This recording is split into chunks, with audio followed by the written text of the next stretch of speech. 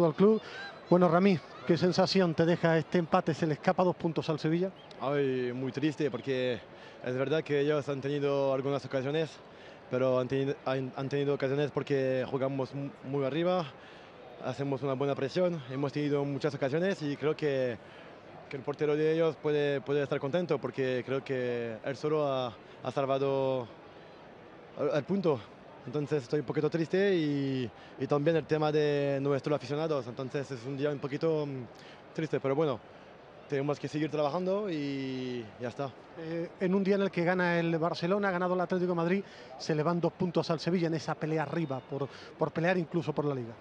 Sí, es verdad que un punto hoy no está bien para nosotros, pero no sé.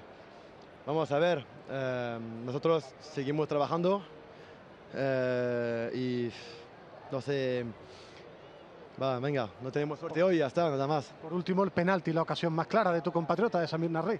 Sí, no, pero eso no se puede. También hemos tenido muchas ocasiones y no se podemos decir que Samir ha fallado el penalti, podemos decir que el portero ha parado el penalti. Muchas gracias.